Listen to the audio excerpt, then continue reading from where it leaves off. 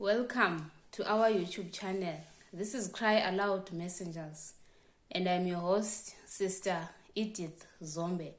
Today our presentation is about the woman of Proverbs 31, a virtuous woman. The virtuous woman is the ideal woman. We read from Proverbs 31 verse 10 to verse 31, but I'm not going to read the whole verses. Here I'm going to read Proverbs 31 verse 10. It reads, "Who can find a virtuous woman? For her price is far above rubies." Here, brothers and sisters, we see that it is not easy to find a virtuous woman. And we also see that her price is far above rubies, not equal to rubies, but her price is far above rubies. Here we want to talk about the qualities of a virtuous woman. First, we will see that a virtuous woman, the woman of Proverbs 31, is a trustworthy woman. This we find from verse 11. It reads, "The heart of her husband doth safely trust in her, so that he shall have no need of spoil." Here is a question for all women, for us as women. Are we trustworthy to our husbands? Do our husbands trust us? We also see that this woman has good works. This we find from verse 12. It says, "She will do him good and not evil all the days of her life." Here, brothers and sisters, we see that this woman, all that she does to her husband, it's good. And all the things that he will do all the days of her life, it's all good. There's nothing bad. This also tells us that this woman is going to stay with her husband all the days of her life. And we see that here there is no separation, there is no divorce. This also tells us that God is not the author of divorce. We also read verse 13, 16, 19, and 24. These verses, they tell us that this woman is an industrious, a businesswoman who is self-employed. It reads, "She seeketh wool and flax, and worketh willingly with her hands. She considereth a field and buyeth it. With the fruit of her hands she planteth a vineyard. She laid her hands to the spindle, and her hands hold the distaff.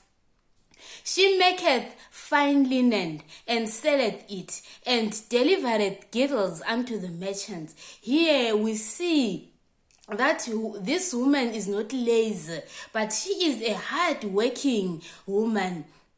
We also see that she worketh willingly with her hands. No one is forcing this woman to do what she is supposed to do. We also see that this woman is a businesswoman. She maketh linen with her hands, and then after that she sells her linen. And also we see that this woman, she is self-employed.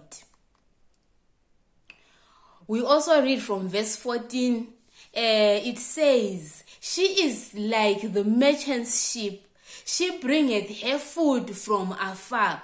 This verse, brothers and sisters, tells us that this woman, she is health conscious and she is a health reformer. Hence, he bringeth her food from afar. She doesn't buy anything that she finds, but she bringeth her food from afar.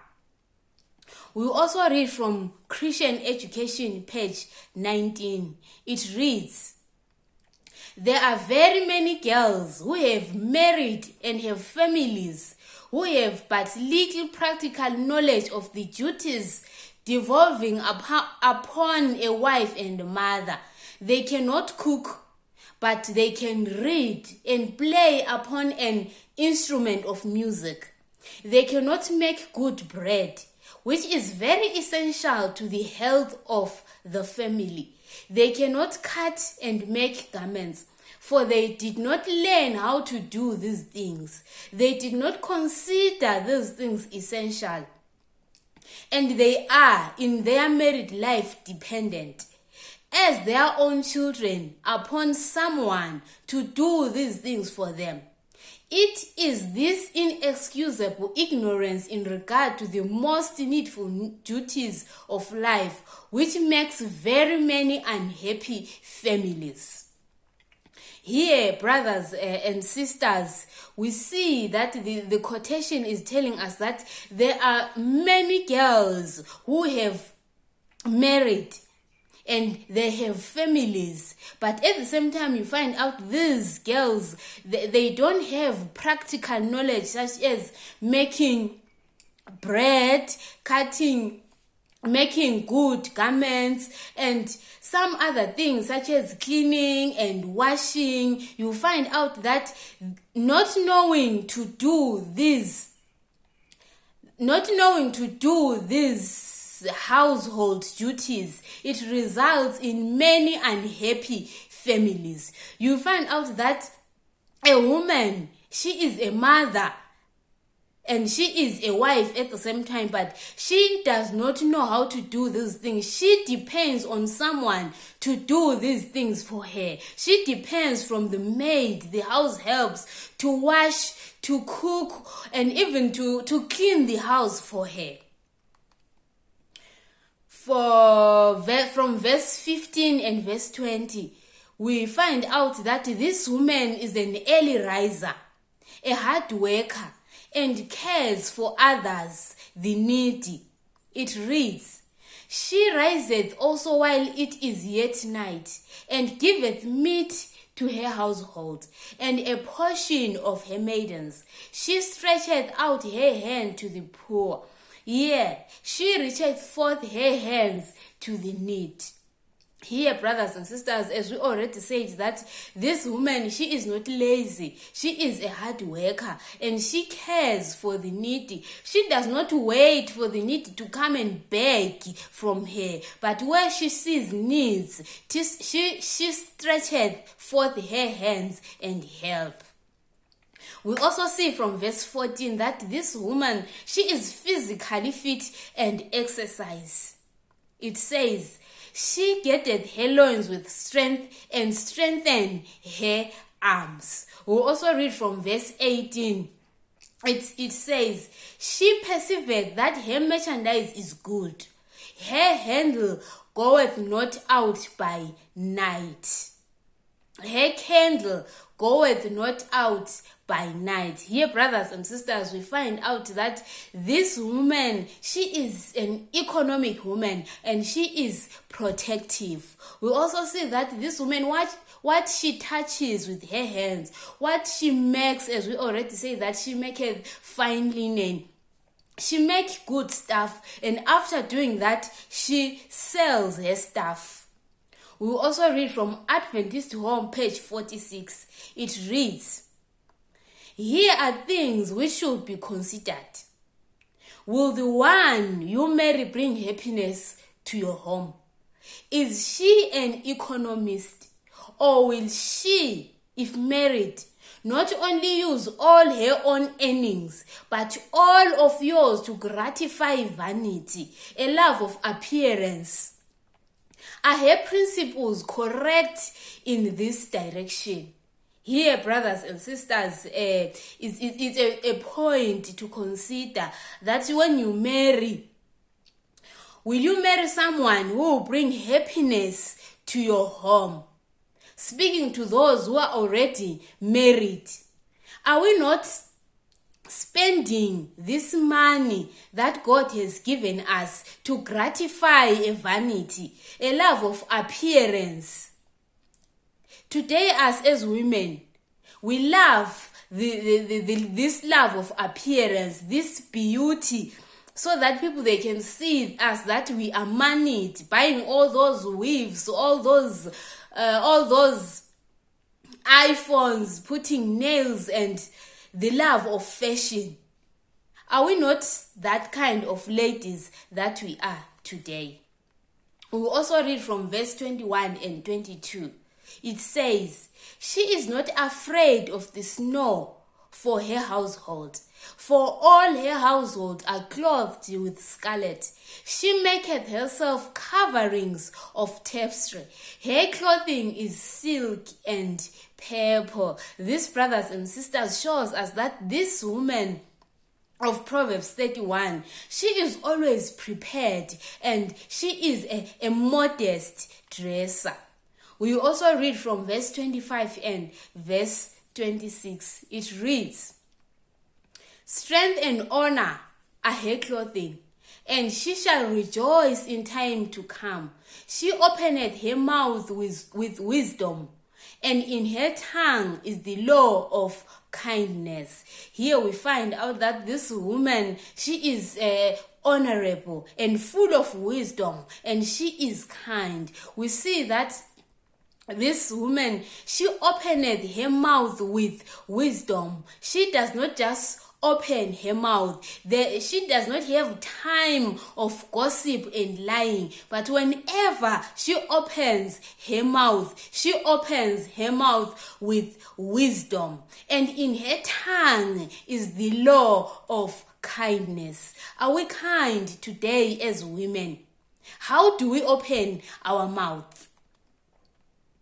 We will also read from verse 26. It reads, she looketh well to the ways of her household, and eateth not the bread of idleness. This shows us that this woman is family focused, and she is a diligent woman. She does not eat bread of idleness. She is a hard-working woman, and she is focused. She knows the needs of her family. We also read from Education, page 216. It reads, if need be, a young woman can dispense with a knowledge of French and algebra, or even of the piano, but it is indispensable that she learn to make good bread, to fashion neatly fitting garments, and to perform efficiently the many duties that pertain to homemaking. We have already talked about this, brothers and sisters, that ladies, women today, they don't know how to do these house duties. Most of the women will find out that today they have the knowledge. They are learned, as the quotation have told us, that if need be, a young woman can dispense with a knowledge of French and algebra, or even of the piano. Yes, it's fine to be learned, but it is indispensable that she learn to make good bread. You'll find out that today, there are women who cannot make good bread. There are women who cannot cook. They don't know how to cook. They depend on someone to cook for them, to cook for their husbands, and also to cook for their children. It also says that we as women, we must know how to fashion neatly fitting garments and to perform efficiently the many duties that pertain to homemaking. These many duties that pertain to homemaking, the cleaning, and the cooking, ironing, all those duties. A mother, a wife, a woman must know how to do all those things herself and not depend from someone to do these things for her. From verse 28, we find out that the woman of Proverbs 31, she is respectable. We read verse 28. It says, her children arise up and call her blessed. Her husband also, and he praiseth her. Hear, mothers, hear, women. Do our children praise us today? Do our husbands also praise us today? We also read from Testimonies for the Church, volume 1, page 306. It reads, the happiness of the family depends much upon the wife and the mother. This quotation tells us that if there is no happiness in your family, in our families as women, it simply tells us that the problem is with the mother. So we as women, we must make sure that our families are happy. We will also read from the Ministry of Healing, page 359. It reads, "Let a young man seek one to stand by his side, who is fitted to bear her share of life's burdens. One whose influence will ennoble and refine him, and who will make him happy in her life, in her love." We also read verse 30. It reads, "Favor is deceitful, and beauty is vain. But a woman that feareth the Lord, she shall be praised." Here we see that this woman of Proverbs 31, she fears the Lord. We as women today, do we fear the Lord? Are we God-fearing mothers? Are we God-fearing women and wives? Or we are the women that are after beauty and fashions of this world? You find out that nowadays most women, they are after beauty and fashion. Yes, it's okay to look beautiful, but you can't be running after beauty, buying all those makeups and putting long red nails and weaves, wasting money on buying vain things. We also read Proverbs 8 verse 13. It reads, "The fear of the Lord is the hate of evil, pride and arrogancy, and the evil way, and the froward mouth do I hate." Conclusion of the matter. We read from Ministry of Healing, page 359. It reads, "A prudent wife is from the Lord." Proverbs 19 verse 14.